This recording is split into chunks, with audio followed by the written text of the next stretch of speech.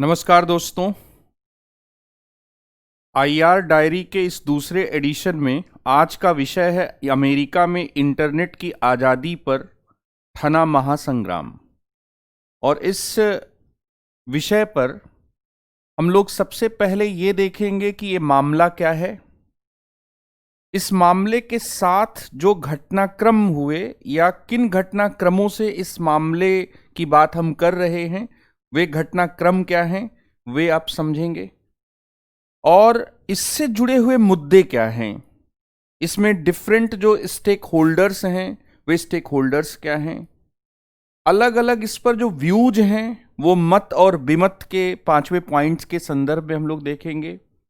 और एक और हम लोग पॉइंट या एक और डायमेंशन यहाँ पर डिस्कस करेंगे कि इंटरनेट पर जो स्पीच होती, जो कम्युनिकेशन होता है, और चाहे वो सोशल मीडिया प्लेटफॉर्म हो या दूसरे माध्यम हो, उनको रेगुलेट करने वाले अमेरिका, भारत और यूरोप में जो कानून है वो कानून क्या हैं और किस पर क्या बहस क्या है हो रही, बहुत संक्षेप में इस बात को देखेंगे। ताजा ये जो मामला है, ये इसका कुछ ताजा घटनाक्रम भी है और पिछले एक दो साल से या यूं कहें 2-3 साल से इस पर लगातार कुछ न कुछ चीजें क्या हो रही हैं। कार्यरत राष्ट्रपति के सोशल मीडिया अकाउंट्स को बैन करना, ये इस पूरे इंटरनेट की आज़ादी पर जो अमेरिका में एक बहस थी, उस बहस की एक सबसे क्या है महत्वपूर्ण और उल्लेखनीय घटना है।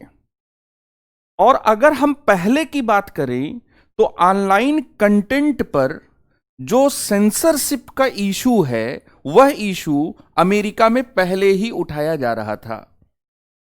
ऑनलाइन कंटेंट की आजादी से जुड़ा जो कानून है, उस कानून का नाम है CDA और उसका एक सेक्शन 230 इसके संदर्भ में चर्चा में है।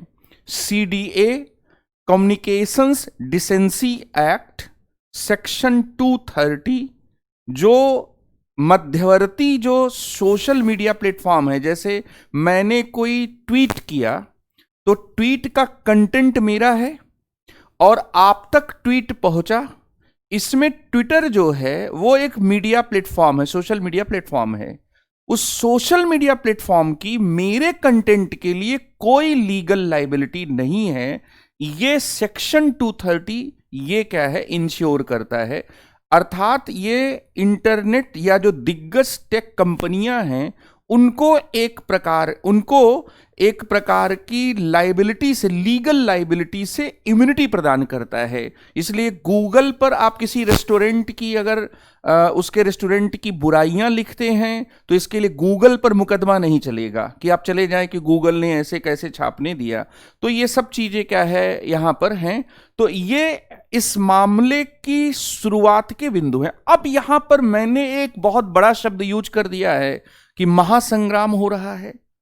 तो महासंग्राम आपको यहां से दिख क्यों नहीं रहा है? क्योंकि इतना बड़ा संकट आ गया कि ये इशू जो है कोरोना और वहां के राष्ट्रपति चुनाव के संदर्भ में ये इशू ज्यादा उठ नहीं पाया।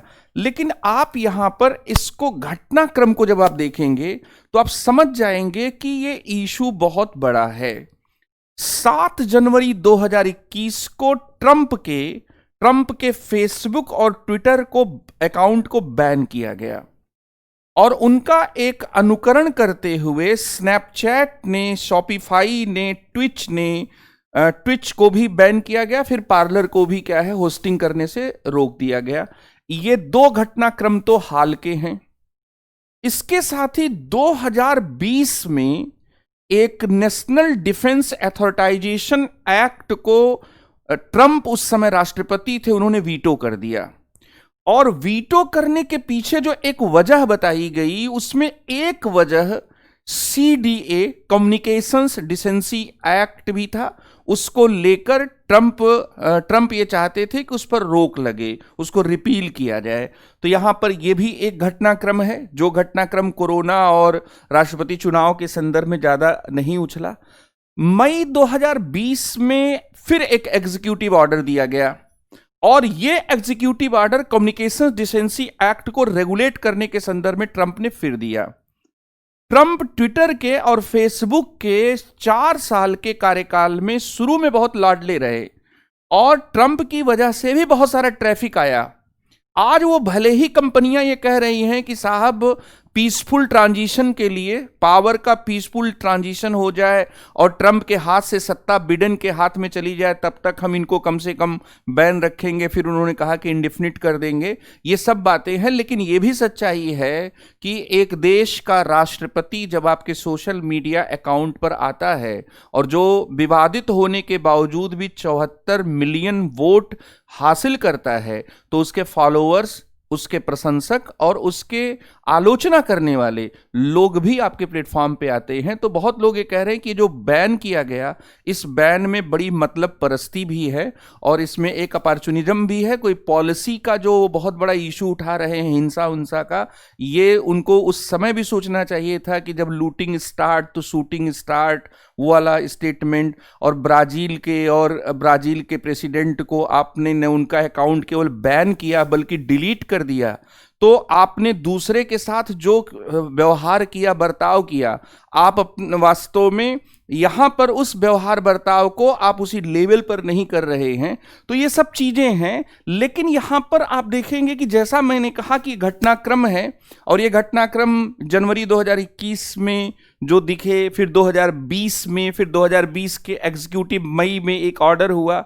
और इसमें दिलचस्प बात यह है कि म्यूनिख के सिक्योरिटी कॉन्फ्रेंस में फेसबुक के प्रमुख मार्क जुगरबर्ग जब गए हुए थे, तो वहां पर उन्होंने ऑनलाइन सेंसरशिप को लेकर यह कहा था कि एक बीच का रास्ता बनाया जा सकता है जिसमें टेलीकम्युनिकेशन कंपनियां और टेलीकॉम और न्यूज़पेपर के बीच में सोशल मीडिया प्लेटफॉर्म को रेगुलेट किया जा सकता है। मतलब मीडिया रेगुलेशन होना चाहिए, ये उन्होंने एक तरह से मान लिया, सोशल मीडिया का भी होना चाहिए। और सोशल मीडिया के इस रेगुलेशन में उन्होंने एक बीच की बात किया, बीच का रास्ता अपनाने की बात की। इसका मतलब कि 2020 में जो दिग्गज टेक कंपनियों में एक फेसबुक जो शुमार है, उनके लोग भी ये बात कह रहे थे। इसके साथ ही आपके मन में आएगा कि अमेरिका के संसदीय प्रतिष्ठान सीनेट की तरफ से क्या कुछ बातें हो रही थी और अमेरिका के वर्तमान राष्ट्रपति क्या बिडेन के संदर्भ में भी कुछ बातें हो रही थी। तो यहाँ पर आपने शायद अखबारों में पढ़ा होगा कि 2019 में सीनेट में एक कमेटी बनाई गई थी जिसमें ये मुद्दा बहुत प्रमुखता के साथ क्या है, या यह मुद्दा क्या है, यह मुद्दा ही आधार बना था। और इसके साथ ही एक दिलचस्प घटनाक्रम मैं आपको बताता हूं। 2019 में न्यूयॉर्क टाइम्स ने वर्तमान अमेरिकी राष्ट्रपति बिडेन से एक प्रश्न पूछा था कि उनका कम्युनिकेशन डिसेंसी एक्ट के सेक्शन 230 पर उनकी क्या राय है। दूसरे शब्दों में, जो अमेरिका में एक बहस चल रही थी कि जो ऑनलाइन कंटेंट है उस पर कुछ न कुछ रेगुलेशन होना चाहिए और किसी न किसी प्रकार की सेंसरशिप होनी चाहिए, तो बिडेन ने उसका एक बहुत ही अच्छे उदाहरण से जवाब दिया। उन्होंने कहा कि अगर न्यूयॉर्क टाइम्स के संपादक के द्वारा कोई फर्जी खबर प्रकाशित होती है तो उसमें मुकदमेबाजी में उनके खिलाफ मुकदमेबाजी होगी। लेकिन अगर यही बात फेसबुक के संदर्भ में होती है तो मार्क जुकरबर्ग के ऊपर कोई मामला नहीं बनेगा। यहां वे कह रहे थे कि प्रिंट मीडिया और इसके साथ ही जो सोशल मीडिया है, उस सोशल मीडिया जो ऑनलाइन प्लेटफॉर्म्स हैं, उनके बीच में लाइबिलिटी को लेकर एक बहुत बड़ा फर्क दिखाई पड़ रहा था।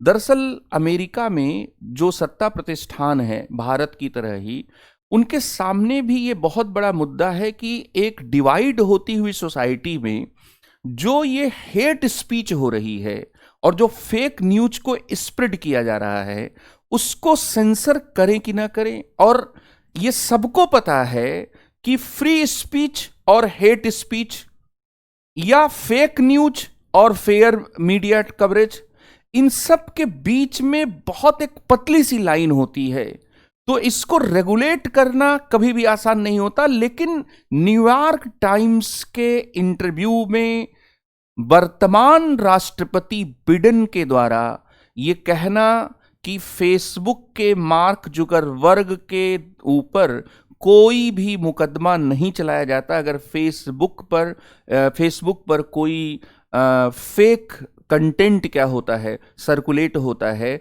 जबकि न्यूयॉर्क टाइम्स इसके लिए जिम्मेदार ठहराया जाता है। ये बताता है कि 2021 से पहले 2020, 2019 में अमेरिका के समाज में ये एक मथने वाला सवाल था। इसीलिए हमने लिखा कि ये महासंग्राम चल रहा है जो कोरोना की वजह से और राष्ट्रपति चुनाव की वजह से क्या है, सामने आ नहीं पाया। और सबसे दिलचस्प बात ये कि अमेरिका की सीनेट जो कमेटी है, जैसे भारत में संसदीय समितियां होती हैं, तो वैसे ही अमेरिका में सीनेट की कमेटी बनी और सीनेट की कमेटी ने जो क्वेश्चन रेज किया उसमें जो प्रियजम्पशन था वो हैरान करने वाला था। क्योंकि आपसे मैं पूछूं कि क्या आपने सिगरेट पीना बंद कर दिया है, तो मैंने प्रियजम्पशन लिया कि आप सिगरेट पहले पी रहे थे। तो Dutch section 230 sweeping immunity enable big tech bad behaviour. जैसे होता है ना कि घर में कई बार शिकायत होती है कि आपके लाड़ प्यार ने बच्चे को बिगाड़ दिया है, तुम्हारे दुलार ने बच्चे को बिगाड़ दिया है, तो क्या सीडीए सेक्शन 230 के द्वारा दिए गए संरक्षण में छिपे हुए लाड प्यार ने जो बिग टेक जो हैं, जो दिग्गज तकनीकी कंपनियां हैं अमेरिका की, उनके व्यवहार को क्या है, उनका व्यवहार बर्ताव खराब बनाने में वो एक कारण है। जब किसी देश की संसदीय समिति इस सवाल को उठाती है और अमेजॉन को बुलाकर, गूगल को बुलाकर, फेसबुक को बुलाकर, इन सब को बुलाकर, इंस्टाग्राम को बुलाकर कि आओ भाई जवाब दो, तो सुंदर पिचाई गए, उन्होंने जवाब दिया, मार्क जुकरबर्ग गए, उन्होंने जवाब दिया। ये बताता है कि वहां पॉलिसी मेकिंग में ये एक मथने वाला क्या है सवाल है। इसलिए यहां पर मैंने इस चीज को कोट किया। और इसलिए आप ये देखेंगे कि मार्क जुकरबर्ग, सुंदर पिचाई, ट्विटर के जैक दोर्जी, इन सब को क्या है बुलाया गया।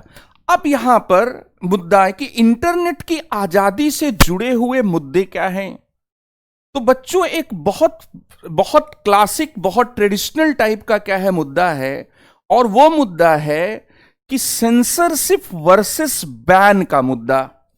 सेंसरशिप वर्सेस बैन का मुद्दा, सेंसरशिप का पावर स्टेट के पास है और सोशल मीडिया जो बिग टेक हैं वो वे क्या कर रही, बैन कर रही हैं। तो तेरा पावर बड़ा कि मेरा पावर बड़ा, तू रेगुलेट करेगा कि मैं रेगुलेट करूंगा, ये एक बहुत बड़ा इशू है। और ये सेंसरशिप वर्सेस बैन का है। ये कह रहे हैं कि हम कहीं ना कहीं ऑनलाइन कंटेंट पर भी सेंसरशिप करना चाह रहे हैं। ये कह रहे हैं कि साहब आपको आपने जो हमें अधिकार दिया है उसमें हम मेरिट डिमेरिट के आधार पर, न्यूज वर्दीनेस के आधार पर हम कंटेंट को चेक तो कर रहे हैं, आप हमें छोड़ दीजिए। लेकिन आपको हमने छोड़ दिया तो यहां पर आपने क्या किया, सेलेक्टिवली आपने इस चीज का क्या है यूज किया। कभी कि आपने अपने मतलब के लिए किया, कभी दिखावे के लिए किया। इसलिए ये एक बहुत बड़ा इशू है सेंसरशिप वर्सेस बैन का। दूसरा, फ्रीडम ऑफ स्पीच के नाम पर इस दुनिया जहान में हेट स्पीच को कितना स्प्रेड किया जाता है, इस बात को भारत जैसे देश में बताने की आवश्यकता नहीं है। आप फेसबुक खोल लीजिए, वहां पर आपको जो है बहुत छोटे छोटे 17 साल, 18 साल, 20 साल के बच्चे जो हैं, जिनके अभी दूध के दांत नहीं टूटे हैं, जिनको दुनिया का कोई ज्ञान नहीं है, नागरिक समाज का, राजनीति का, अर्थव्यवस्था का कोई ज्ञान नहीं है, वो वहां पर प्रकांड पंडित की तरह आपको भाषण देते हुए मिल जाएंगे। यहां पर आप पाएंगे कि ये जो चीज है ये भी एक है कि रेगुलेशन कितना हो, रेगुलेशन जो है कितना हो। आखिर प्रेस पर, आखिर अखबार पर press council of India regulation करती है, आखिर टीवी पर कहीं ना कहीं एनबीए का रेगुलेशन है, तो यहां पर भी एक रेगुलेशन कहीं ना कहीं क्या होना चाहिए, और उस रेगुलेशन को हमें कैसे करना इस पर सोचना चाहिए, दूसरा मुद्दा है। तीसरा यहां पर है कि फेक न्यूज और फेयर मीडिया कवरेज को कैसे हम लोग सुनिश्चित करें, fake news versus fair media coverage. अब यहां पर बच्चों आप ये पाएंगे कि ये जो पूरा जो मामला है, इसमें आप देखेंगे कि इस महासंग्राम में पक्षकार बहुत बड़े बड़े हैं। राज्य एक तरफ है, स्टेट है, सरकारी सत्ता में शामिल राजनीतिक दल हैं, ट्रंप हैं, बिडेन हैं अमेरिका में। भारत में भी ये जब डिबेट हुए हैं तो भाजपा कांग्रेस सीधे फेसबुक के पक्ष लेने और नहीं लेने के संदर्भ में शामिल हुए हैं। ये सभी चीजें क्या है चल रही हैं। दिग्गज जो टेक कंपनियां हैं, मार्क जुकरबर्ग फेसबुक से, जैक दोर्जी ट्विटर से, सुंदर पिचाई को बुलाया गया कमेटी ने अल्फाबेट इंक गूगल से, और अमेजॉन जैसी कंपनियां कह शामिल है। चौंकाने वाली बात यह है कि कोई भी एनजीओ, कम से कम इंडियन एक्सप्रेस और द हिंदू पढ़ने से किसी भी प्रोमिनेंट एनजीओ का कोई स्टेक होल्डिंग नहीं नजर आती है। इसका मतलब कि अमेरिकी पूंजीवादी तंत्र में या तो बाजार है या राज्य है। जो नागरिक समाज है, जैसे भारत में आप देखते तो एक आध एनजीओ तो जरूर कूद पड़ते कि भाई हम इसमें हैं, हम भी लोगों को कहीं ना कहीं रिप्रेजेंट कर रहे हैं, हमने भी एडवोकेसी की है। यहां पर आप देखेंगे कि ये एक पक्षकारों के संदर्भ में क्या है स्थिति है। इसीलिए इस पूरे डिबेट में आप ये पाएंगे कि बहुत ज्यादा तलखी भी है। एक और बात की, जो हमने सेक्शन 230 ऑफ सीडीए की बात की, तो मैंने आपको बताया कि कम्युनिकेशंस डिसेंसी एक्ट है 1996 में अमेरिका में यह बनाया गया था, और इसका सेक्शन 230 जो है वो ऑनलाइन दायित्व का नियमन करता है। किसी कंटेंट के लिए सोशल मीडिया प्लेटफॉर्म या दिग्गज टेक कंपनी को उत्तरदायी ठहराया नहीं जा सकता है। सरल भाषा में, जो इंटरमीडिएटरी प्लेटफॉर्म है उसकी लीगल, उसकी कोई भी अकाउंटेबिलिटी इंश्योर हम नहीं कर सकते, और ये माना जा रहा है कि इसने जो प्रोटेक्शन दिया, इसने जो इम्यूनिटी दिया, उस इम्यूनिटी की वजह से वहाँ की जो बिग टेक कंपनीज हैं, चाहे वो फेसबुक हो, चाहे वो ट्विटर हो, या फिर और दूसरी जो बिग टेक कंपनीज हैं, उनका बैड बिहेवियर इससे क्या है जोड़कर देखा जाता है। फिर यहां पर आप ये पाएंगे कि ये जो पूरा महासंग्राम है, इसमें व्हाट्सएप तो केवल इंडिया के कॉन्टेक्स्ट में है। दरअसल वर्ल्ड लेवल पर, ग्लोबल लेवल पर देखेंगे तो सेक्शन 230 है और सोशल मीडिया के बैन के दूसरे मुद्दे हैं। अब यहां पर जो सेक्शन 230 सीडीए है, इसको लेकर दिग्गज टेक कंपनियों का क्या कहना है, और इसको लेकर अमेरिका में राष्ट्रपति बन चुके बिडेन साहब क्या कह रहे हैं, क्योंकि अब इसका प्रभाव भारत जैसे देशों पर भी पड़ेगा।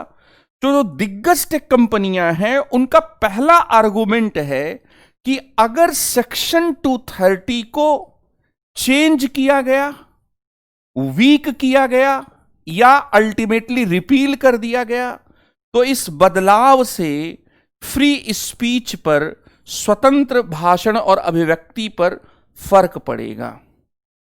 कुछ लोगों का यह कहना है कि अमेरिकन्स जो होते, अमेरिकन्स के बेटर डिसीजन मेकिंग को इस फ्री स्पीच ने कहीं ना कहीं मजबूत किया है, उस पर भी फर्क पड़ेगा। सुंदर पिचाई साहब कहते हैं कि इसका फर्क कंज्यूमर और बिजनेस पर भी पड़ेगा, और इसके साथ ही जैक दोर्जी जैसे लोग ये कहते हैं कि जो वेल फंडेड जो गाइडेंस कंपनी है, टेक कंपनी होंगी, अगर हमने ऑनलाइन सेंसरशिप को हमने लागू किया, तो हर कंपनी को ऐसे सेंसरशिप के लिए लोगों को रखना पड़ेगा। यहां पर उनके खर्चे क्या बढ़ेंगे। इसलिए केवल और केवल जो बहुत इकोनॉमिक पर्सपेक्टिव में बहुत साउंड जो दिग्गज टेक कंपनियां होंगी, वही सरवाइव क्या है कर पाएंगी। तो ये उनका ये कहना था कि इसलिए ये कदम जो है, इन सब चीजों को सोचकर उठाया जाना चाहिए। लेकिन बिडेन ने जैसा कहा कि भाई, अगर न्यूयॉर्क टाइम्स जो है अपने अखबार में निकाले गए किसी भी फर्जी खबर के लिए लीगली अकाउंटेबल है, तो फेसबुक के मार्क जुकरबर्ग भी होने चाहिए, सोशल मीडिया को भी दायित्वपूर्ण होना चाहिए। और इसके साथ ही ये बात भी बार बार कही जा रही है कि सोशल मीडिया जो कंपनीज हैं वो न्यूज वर्दीनेस के आधार पर जो ये बैन वगैरह के लगा रही हैं उसमें मामले के मेरिट और डिमेरिट के आधार पर डिसीजन नहीं होता है। जैसे अभी जो ट्रम्प साहब पर बैन लगाया गया उसमें भी लोगों ने कहा कि ये मामले के मेरिट और डिमेरिट के आधार पर निर्णय नहीं है, ये बहुत ही स्ट्रैटेजिक टाइम पर लिया गया डिसीजन है, जो बाहर से ये दिख रहा है कि इन्होंने हिंसा रोकने के लिए किया। लेकिन सही बात तो ये है कि इस पूरी समस्या की जड़ में ही दिग्गज टेक कंपनियां हैं। 4 साल तक उन्होंने इसे क्या है बढ़ावा दिया। तो यहां पर ये सब बातें क्या है बच्चों की जा रही है। फिर यहां पर हम लोग एक लास्ट चीज देखेंगे कि जो इंटरनेट कम्युनिकेशन या जो सोशल मीडिया पर जो हम कम्युनिकेशन करते हैं उस कम्युनिकेशन में कुल मिलाकर क्या स्थिति है। और यहां पर अगर हम लोग देखें तो भारत के संदर्भ में शॉर्ट में अगर देखें तो यहां पर पर्सनल डेटा प्रोटेक्शन बिल 2019 जो है वो लंबित है। हमारे यहां पर्सनल डेटा प्रोटेक्शन पर कोई भी अलग से हमें लीगल जो है मेजर्स अभी हमारे देश में नहीं है, और ये एक इसलिए चिंतनीय विषय है। दूसरा, बीएन कृष्णा समिति की सिफारिशों के आधार पर ये पर्सनल डेटा प्रोटेक्शन के बारे में हमने क्या है ये सूत्रीकरण क्या है किया है, फॉर्मूले या सूत्रीकरण हमने किया है। इसके साथ ही हमारे यहाँ इन सोशल मीडिया प्लेटफॉर्म्स के बहुत प्रसार के पहले ही 2000 में ही हमने एक आईटी एक्ट बना लिया था, और आईटी एक्ट का सेक्शन 79 ठीक वही बात करता है जो अमेरिका में कम्युनिकेशंस डिसेंसी एक्ट 1996 का सेक्शन 230 करता है कि किसी मध्यवर्ती को दंडित हम इस आधार पर नहीं करेंगे कि उस पर जो कंटेंट अपलोड किया गया है वो कंटेंट जो है वो कंटेंट फेक है या वो कंटेंट जो है वो हेट स्पीच की तरफ जा रहा है। तो अमेरिका के सीडीए 1996 के सेक्शन 30 की तरह ही भारत में आईटी एक्ट 2000 में सेक्शन 79 है जो इंटरमीडिएटरीज को प्रोटेक्शन क्या प्रदान करता है। और तो अगर ये बहस अमेरिका के संदर्भ में है तो भारत में भी विस्तृत ढांचे में इसको क्या है देखना चाहिए। इसके साथ ही बच्चों यूरोप इस दिशा में सबसे अच्छी स्थिति में है। यूरोप में GDPR general data protection regulation जो है वो 2016 में बना लिया गया और 2018 में उसको लागू कर दिया गया। आज के अखबार को अगर आपने पढ़ा होगा तो आज अखबार में है कि फ्रांस के प्रकाशकों को न्यूज कंटेंट के बदले गूगल पे करेगा। आप समझिए कि हमारे यहां पूरी अखबार इंडस्ट्री हाहाकार में है, और अखबार जो है अखबार टेलीग्राम पर व्हाट्सएप पर भाई लोगों ने इतने पीडीएफ भेजे कि लोगों ने अखबार खरीदना क्या है कोरोना में जैसे ही महामारी आई डर के बंद कर दिया। एक कारण यह भी था कि फ्री मिल रहा था, कंज्यूमर बिहेवियर क्या है चेंज हो गया। यहां पर अगर आप देखेंगे तो यूरोप में फ्रांस ऐसा पहला देश है जिसने गूगल के साथ ये समझौता किया है, और भारत के नीति निर्माताओं को ये बात देखनी चाहिए कि किस तरह से वहां पर प्रिंट मीडिया के लिए एक महत्वपूर्ण काम क्या है किया गया।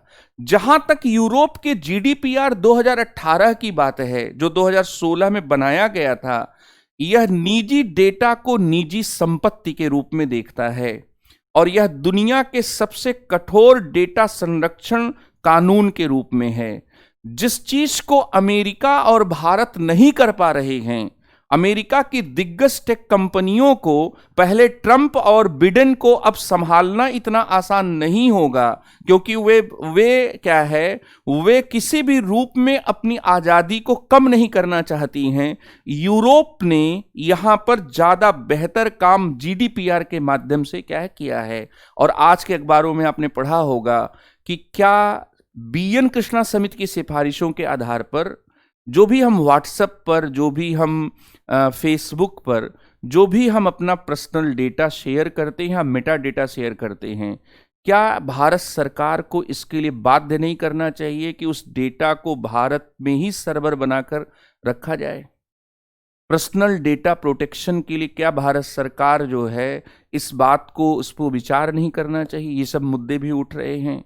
तो यहाँ पर बच्चों, इंटरनेट कम्युनिकेशन या सोशल मीडिया के संदर्भ में ये महासंग्राम और भारत की स्थिति है। और मुझे पूरा विश्वास है कि IR डायरी का ये दूसरा संस्करण आपको अच्छा लगा होगा। और आपके अगर कोई जायज प्रश्न हो, इसके साथ ही अगर आपके कोई ऐसा विषय हो जिस पर आप चाहते हैं तो हम लोगों को सूचना दें। और ये आपका चैनल है, और इस चैनल को सब्सक्राइब करते हुए इसकी संख्या को भी इजाफा करें, ताकि हम लोग आप तक ज़्यादा से ज़्यादा चीज़ों को लेकर और तेज़ी से और उत्साह के साथ पहुँचे। धन्यवाद।